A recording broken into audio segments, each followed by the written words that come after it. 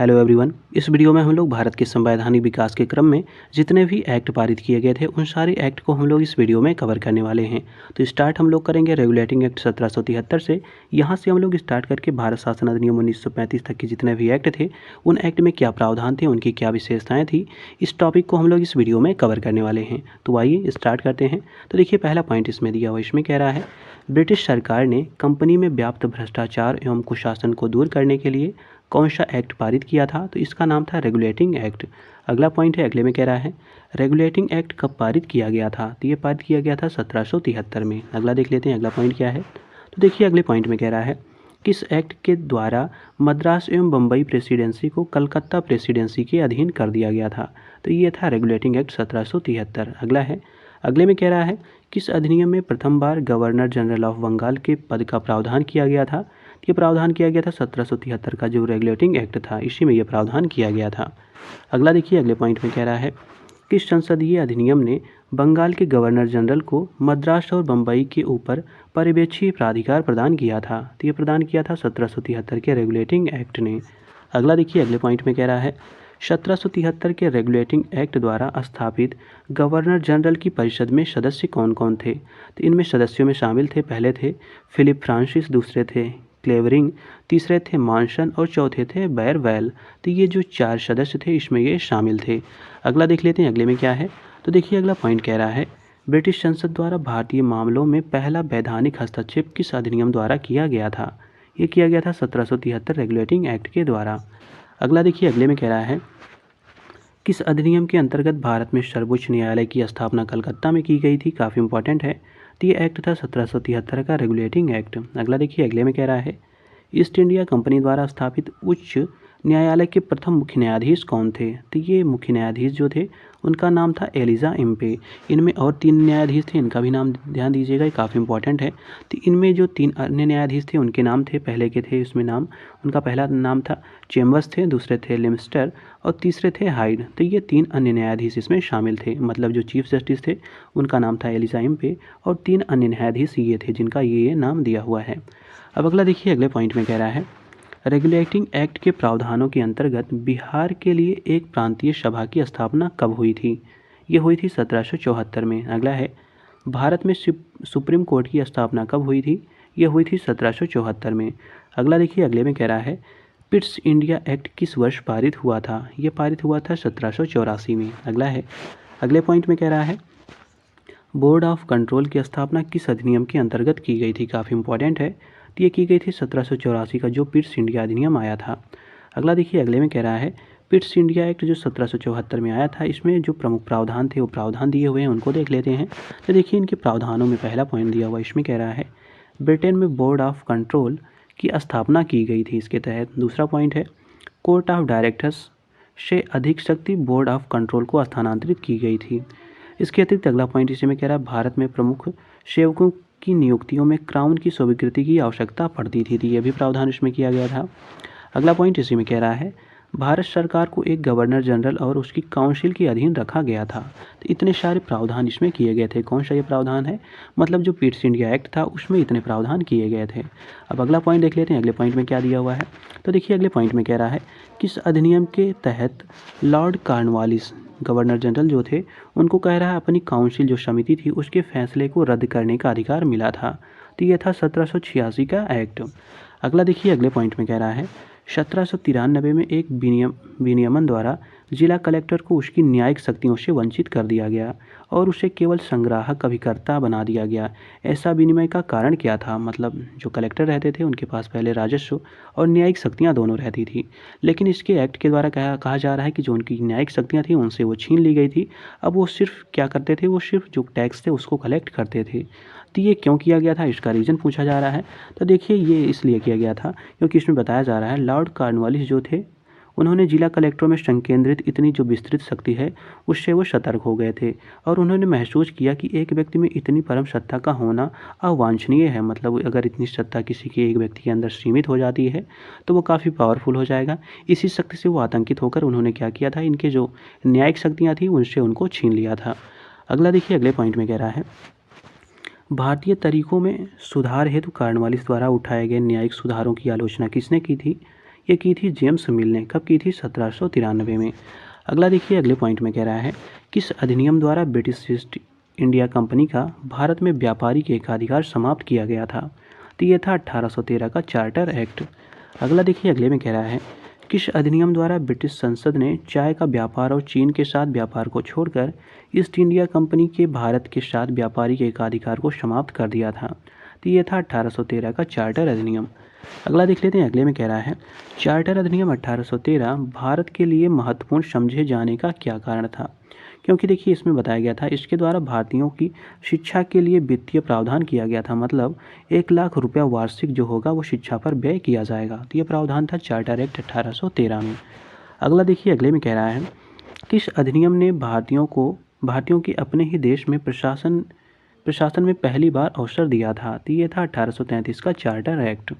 अगला देखिए, अगले में कह रहा है भारत के गवर्नर जनरल का पद किस अधिनियम द्वारा सृजित किया गया था? तो ये था 1833 का चार्टर अधिनियम। अगला देखिए, अगले पॉइंट में कह रहा है किस अधिनियम में यह प्रावधान किया गया था कि बंगाल का गवर्नर जनरल ही संपूर्ण भारत का गवर्नर जनरल होगा? तो ये बताया गया था 1833 के चार्टर एक्ट में। अगला देखिए, अगले पॉइंट में कह रहा है प्रथम विधि विशेषज्ञ किसे नियुक्त किया गया था? तो ये नियुक्त किया गया था लॉर्ड मैकाले को। किस अधिनियम द्वारा नियुक्त किया गया था? चार्टर एक्ट 1833 के द्वारा। अगला देखिए, अब 1833 जो चार्टर एक्ट था उसके प्रमुख प्रावधान क्या थे? काफ़ी इंपॉर्टेंट है ये, तो इसको आप लोग ध्यान से पढ़िएगा। तो देखिए इसमें पहला पॉइंट कह रहा है ईस्ट इंडिया कंपनी की व्यापारिक गतिविधियों का समापन इसके तहत किया जाता था। इसके अतिरिक्त देखिए काउंसिल में परम सत्ताधिकारी के पदनाम को भारत के गवर्नर जनरल के पदनाम में बदला गया था, तो इसके द्वारा ये भी किया गया था। थर्ड पॉइंट इसमें कह रहा है काउंसिल में गवर्नर जनरल को विधिकर्ता की सभी शक्तियां प्रदान करना, इसके तहत ये कार्य किया गया था। इसके अतिरिक्त देखिए इसमें अगला पॉइंट कह रहा है गवर्नर जनरल की परिषद में एक कानूनी सदस्य चौथे सदस्य के रूप में शामिल करना, तो इतने सारे उसमें प्रावधान किए गए थे। अब अगला देख लेते हैं अगले में क्या दिया हुआ है। तो देखिए अगले पॉइंट में कह रहा है, अगला क्वेश्चन है इसमें कह रहा है किस अधिनियम के द्वारा ब्रिटिश सरकार ने ईस्ट इंडिया कंपनी का चाय एवं चीन के साथ व्यापार के एकाधिकार को भी समाप्त कर दिया था? तो यह था 1833 का चार्टर एक्ट। अगला देखिए अगले में कह रहा है नागरिक सेवाओं के लिए प्रतियोगी परीक्षा प्रणाली को कब स्वीकार किया गया था? ये किया गया था 1853 में। काफ़ी इंपॉर्टेंट है, इसको ध्यान दीजिएगा।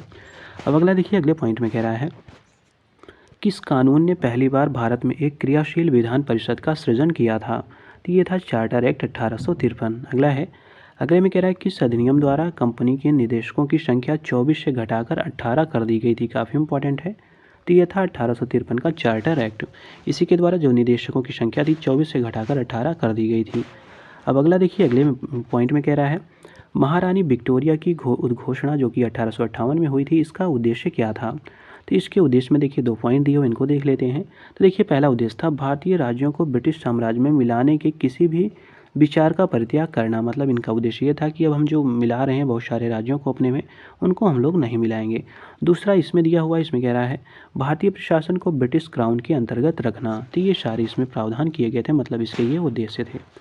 अब अगला पॉइंट देख लेते हैं। अगले में कह रहा है गवर्नर जनरल ने वायसराय की अतिरिक्त उपाधि कब प्राप्त की थी? तो ये प्राप्त की थी 1858 में। अगला है भारत सरकार अधिनियम 1858 के प्रमुख प्रावधान क्या थे? इनको देख लेते हैं। तो देखिए इसमें पहला पॉइंट कह रहा है ईस्ट इंडिया कंपनी का शासन समाप्त कर ब्रिटिश क्राउन ताज का शासन स्थापित किया गया था। किसके द्वारा? तो जो भारत शासन अधिनियम, भारत सरकार अधिनियम 1858 लाया गया था। दूसरा इसी में पॉइंट कह रहा है भारत की संपूर्ण जल एवं थल सेना इंग्लैंड के क्राउन के अधीन कर दी गई थी। अगला इसी में पॉइंट कह रहा है भारत में ब्रिटिश शासन की देखभाल करने के लिए इंग्लैंड के मंत्रिपरिषद में भारत मंत्री पद का सृजन किया गया था, जो इंग्लैंड की संसद के प्रति उत्तरदायी था। तो ये भी कार्य इसमें किया गया था। अगला पॉइंट इसी में कह रहा है भारत मंत्री की सहायता के लिए भारत काउंसिल नामक 15 सदस्यीय समिति का भी गठन किया गया था। अगला है अगले में कह रहा है भारत मंत्री को भारतीय काउंसिल का अध्यक्ष बनाया गया था। तो इतने सारे प्रावधान इसमें किए गए थे। अब अगला देख लेते हैं अगला क्वेश्चन क्या है। अगले क्वेश्चन में कह रहा है भारत का शासन ईस्ट इंडिया कंपनी से क्राउन को किस अधिनियम के तहत हस्तांतरित किया गया था? तो यह था 1858 का भारत सरकार अधिनियम के अंतर्गत ये कार्य किया गया था। अगला देखिए अगले में कह रहा है किस अधिनियम के अंतर्गत ब्रिटिश संसद ने ईस्ट इंडिया कंपनी को पूर्णतया समाप्त कर भारत में सीधा शासन करने का उत्तरदायित्व ग्रहण किया? तो यह था गवर्नमेंट ऑफ इंडिया एक्ट 1858। अगला देखिए अगले में कह रहा है ब्रिटिश इंडिया के किस अधिनियम ने सामूहिक कार्यचालन के स्थान पर विभाग या विभागीय पद्धति द्वारा वायसराय की कार्यकारिणी परिषद पर उनके प्राधिकार को और बल प्रदान किया था? तो यह था इंडियन काउंसिल एक्ट 1861। अगला देख लेते हैं, अगले पॉइंट में कह रहा है किस एक्ट के द्वारा भारत के गवर्नर जनरल को अध्यादेश जारी करने की शक्ति प्रदान की गई थी? काफ़ी इंपॉर्टेंट है, बहुत बार पूछा गया है एग्जामों में। तो ये था इंडियन काउंसिल एक्ट 1861। अगला देखिए, अगले में कह रहा है बॉम्बे, मद्रास और कलकत्ता में उच्च न्यायालयों की स्थापना कब की गई थी? ये हुई थी स्थापना 1862 में। अगला देख लेते हैं, अगले में कह रहा है, तो देखिए अगले पॉइंट में दिया हुआ यहाँ पे है इस साइड में। तो देखिए इसमें पहला पॉइंट कह रहा है जिस समय आईसीएस में भारतीयों की आयु 21 वर्ष से घटाकर 19 वर्ष की गई थी, उस समय पूछा जा रहा है लॉर्ड सेलिसबरी क्या थे? तो वो थे सेक्रेटरी ऑफ स्टेट। ये इस समय सेक्रेटरी ऑफ स्टेट थे। कौन थे? तो ये थे लॉर्ड सेलिसबरी। अगला देखिए, अगले में कह रहा है बंगाल और बिहार में भूमि पर किराएदारों के अधिकारों को बंगाल किराएदारी अधिनियम द्वारा कब प्रदान किया गया था? तो ये किया गया था 1885 में। अगला देखिए, अगले में कह रहा है किस अधिनियम के अंतर्गत भारतीय विधान परिषद को बजट पर बहस करने की शक्ति प्रदान की गई थी? तो ये था भारतीय परिषद अधिनियम 1892। अगला देखिए, अगले में कह रहा है किस अधिनियम के द्वारा अंग्रेजों ने भारत में सर्वप्रथम परोक्ष निर्वाचन प्रणाली की शुरुआत की थी? तो ये था 1892। अगला देखिए, अगले में कह रहा है किस गवर्नर जनरल ने सबसे पहले पृथक निर्वाचन मंडल की व्यवस्था मुसलमानों को जीतने एवं उन्हें कांग्रेस के विरुद्ध लाने के लिए इस्तेमाल की गई थी? तो ये की गई थी लॉर्ड मिंटो ने। अगला देखिए, अगले में कह रहा है राष्ट्रीय आंदोलन की अवधि में किस घटना ने मतभेद के बीज बोए अंततः देश का विभाजन कराया? तो ये था विधानसभा, जब विधानसभाओं में मुसलमानों के लिए पृथक निर्वाचन क्षेत्र और स्थानों का आरक्षण किया गया था, तो उसी ने के बीज बोए हुए थे। अगला देखिए, अगले में कह रहा है ब्रिटिश भारत में सांप्रदायिक प्रतिनिधित्व की व्यवस्था किस अधिनियम द्वारा की गई थी? तो ये था पार्लियामेंटो सुधार 1909। अगला देखिए, अगले में कह रहा है किस अधिनियम ने भारत में पृथक निर्वाचन मंडल का प्रारंभ किया था? तो यह था भारत परिषद अधिनियम 1909। अगला देखिए, अगले पॉइंट में कह रहा है भारत में ब्रिटेन के सभी संवैधानिक प्रयोगों में से सबसे कम समय तक चला था कौन सा अधिनियम था? ये पूछा जा रहा है, काफ़ी इंपॉर्टेंट भी है। तो ये था 1909 का इंडियन काउंसिल एक्ट। अगला देखिए, अगले में कह रहा है द्वैध शासन का जनक किसे माना जाता है? तो ये माना जाता है सर लियोचिल कार्टिस को। अगला देखिए, अगले में कह रहा है लियोनिल, ध्यान दीजिएगा सर क्या है, सर लियोनिल कार्टिस, ये इनका नाम है। अगला देखिए, अगले में कह रहा है 20 अगस्त 1917 के सुधारों की घोषणा को किस नाम से जाना जाता है? तो इसको जाना जाता है मॉन्टेग्यू घोषणा के नाम से। अगला देखिए, अगले में कह रहा है मॉन्टेग्यू चेम्सफोर्ड की रिपोर्ट किस अधिनियम का आधार बनी थी? तो ये बनी थी जो भारत सरकार अधिनियम 1919 था, इसी का आधार बनी थी। अगला देखिए, अगले में कह रहा है वर्ष 1919 में भारत शासन अधिनियम की प्रमुख विशेषताएं कौन सी थी? तो इनकी विशेषताओं में देख लेते हैं, कुछ पॉइंट दिए हुए हैं। तो देखिए, पहला पॉइंट इसमें कह रहा है प्रांतों की कार्यकारिणी सरकार में द्वैध शासन की व्यवस्था करना, इसमें यह किया गया था। दूसरा किया गया था केंद्र द्वारा प्रांतों को विधायी शक्तियों का हस्तांतरण, तो ये कार्य इसमें किए गए थे। अगला देखिए, अगले पॉइंट में कह रहा है मॉन्टेग्यू जो चेम्सफोर्ड सुधार था या प्रस्ताव था किससे ये संबंधित था? तो ये संवैधानिक सुधारों से संबंधित था। अगला है वर्ष 1919 में जब मॉन्टेग्यू चेम्सफोर्ड अधिनियम पारित हुआ था, उस समय पूछा जा रहा है इंग्लैंड का प्रधानमंत्री कौन था? तो ये थे लॉयड जॉर्ज। कौन थे? Lloyd George. अगला देखिए, अगले पॉइंट में कह रहा है प्रांतों में द्वैध शासन प्रणाली किस अधिनियम के अंतर्गत लागू की गई थी? तो ये था 1919 का अधिनियम। अगला देखिए, अगले में कह रहा है भारतीय इतिहास के संदर्भ में द्वैध शासन सिद्धांत किसे निर्दिष्ट करता है? मतलब प्रांतों में प्रत्योजित जो विषय हैं उनका दो वर्गों में विभाजित करना, इसी को द्वैध शासन कहा जाता है। मतलब जो वित्त से संबंधित मैटर होंगे वो कोई दूसरा सुलझाएगा, जो शासन प्रशासन से रिलेटेड मुद्दे होंगे उनको कोई दूसरा सुलझाएगा, तो इसीलिए इसको द्वैध शासन कहा जाता है। अब अगला पॉइंट देख लेते हैं। अगले में कह रहा है भारत में लोक सेवा आयोग की प्रथम बार स्थापना किस अधिनियम के द्वारा की गई थी? ये की गई थी गवर्नमेंट ऑफ इंडिया एक्ट 1919 के द्वारा। अगला देखिए, अगले में कह रहा है भारत सरकार अधिनियम 1919 के बारे में सही तथ्य दिए हुए हैं, उनको देख लेते हैं कौन कौन से इसमें तथ्य दिए हुए हैं। देखिए, पहला पॉइंट इसमें कह रहा है 1919 के बारे में, ये कह रहा है यह अधिनियम मॉन्टेग्यू चेम्सफोर्ड सुधार के नाम से जाना जाता है। दूसरा पॉइंट है इस अधिनियम में केंद्रीय एवं प्रांतीय विषयों को अलग कर दिया गया था। अगला देखिए, अगले में कह रहा है यह सरकार जो ये भारत सरकार अधिनियम 1919 था 1921 में ये लागू हुआ था, तो ये भी बात ध्यान दीजिएगा। अगला देखिए, अगले में कह रहा है मॉन्टेग्यू भारत के राज्य सचिव एवं लॉर्ड चेम्सफोर्ड भारत के वायसराय थे। तो इतने पॉइंट इसके बारे में दिए हुए थे, इसको हम लोगों ने देखा। अब अगला देख लेते हैं अगला क्वेश्चन क्या है। तो देखिए, अगले क्वेश्चन में कह रहा है भारतीय उच्चायुक्त के पद का सृजन किस अधिनियम से हुआ था? तो ये था भारत सरकार अधिनियम 1919। अगला है, किस पार्टी ने 1919 के अधिनियम की उपयोगिता में संदेह व्यक्त किया था? तो ये किया था स्वराज पार्टी ने। अगला देखिए, अगले पॉइंट में कह रहा है, सन 1935 के विधेयक के तहत गठित संयुक्त संसदीय समिति के अध्यक्ष कौन थे, जिसके परिणाम स्वरूप भारत सरकार अधिनियम 1935 था वो निर्मित हुआ था? तो ये थे लॉर्ड लिनलिथगो। अगला है, अगले में कह रहा है, भारत सरकार अधिनियम 1935 किसकी रिपोर्ट पर आधारित थी? तो ये थी साइमन कमीशन की रिपोर्ट पर आधारित थी। अगला देखिए, अगले में कह रहा है, गवर्नमेंट ऑफ इंडिया एक्ट 1935 के विषय में सही तथ्य दिए हुए, इनको देख लेते हैं। तो देखिए, इसमें पहला पॉइंट दिया हुआ, इसमें कह रहा है, तृतीय गोलमेज सम्मेलन के विचार विमर्श की परिणति भारत सरकार अधिनियम 1935 के पारित होने के रूप में हुई थी। तो ये पहला पॉइंट था। दूसरा पॉइंट इसमें कह रहा है, भारत सरकार अधिनियम 1935 ब्रिटिश भारत के सूबों और भारतीय रियासतों के एक संघ पर आधारित ऑल इंडिया फेडरेशन के गठन का उपबंध इसमें किया गया था। तो ये भी स्टेटमेंट सही है, मतलब दो स्टेटमेंट दिए थे, दोनों के दोनों सही हैं। अब अगला देख लेते हैं। अगले में कह रहा है, 1935 की भारत सरकार अधिनियम की प्रमुख विशेषताएं क्या थी? तो इनकी विशेषताओं में देख लेते हैं। देखिए, पहला पॉइंट इसमें कह रहा है, केंद्र में एक अखिल भारत संघ का उपबंध किया गया था इसमें। दूसरा पॉइंट है, केंद्र में द्वैध शासन की स्थापना की गई थी। इसके अतिरिक्त देखिए, द्विसदनीय केंद्रीय विधानमंडल की व्यवस्था इसी में की गई थी। अगला पॉइंट इसी में कह रहा है, प्रांतीय स्वायत्तता शासन का उपबंध भी किया गया था। अगला पॉइंट है, इसी में प्रांतीय विधानमंडल की व्यवस्था की गई थी। इसके अतिरिक्त एक संघीय न्यायालय, जिसको हम लोग फेडरल कोर्ट कहते हैं, इसकी भी स्थापना का उपबंध इसमें किया गया था। साथ ही साथ देखिए, इसमें प्रांतों में द्वैध शासन की समाप्ति, मतलब evolution of dyarchy in states, ये बात इसमें कही गई थी। इसके अतिरिक्त देखिए, इसमें गवर्नरों को विधायी क्रियाओं में निषेधाधिकार ये प्रदान करने की बात कही गई थी।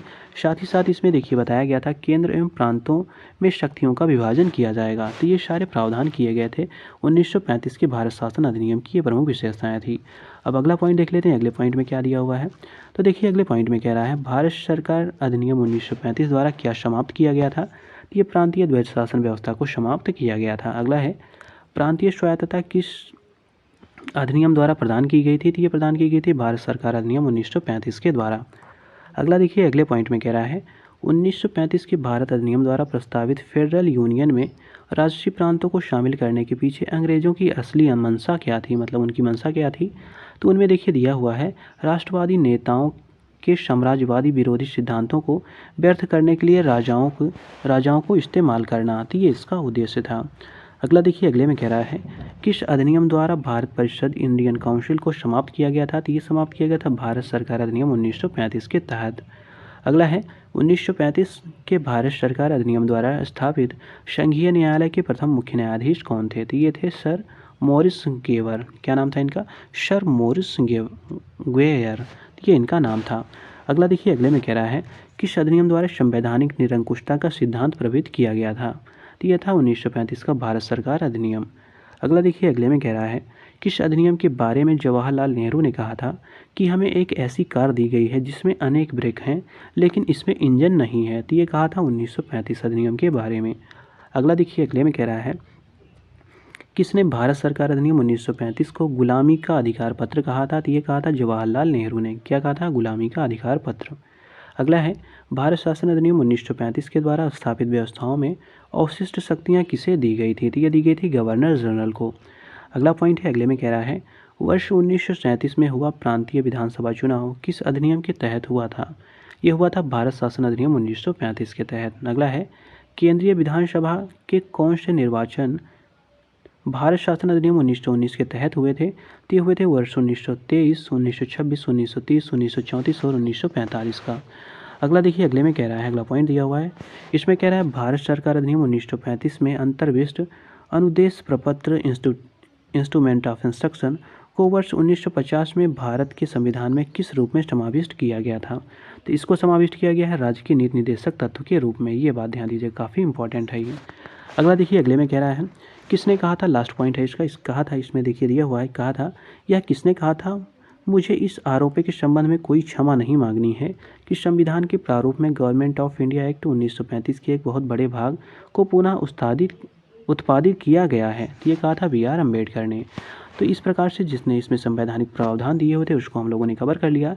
इसी प्रकार इस बुक में जितने भी कंटेंट दिए हुए हैं उन सारे कंटेंट को हम लोग कवर करने वाले हैं पेज बाय पेज। तो मिलते हैं अगले वीडियो में एक नए टॉपिक के साथ।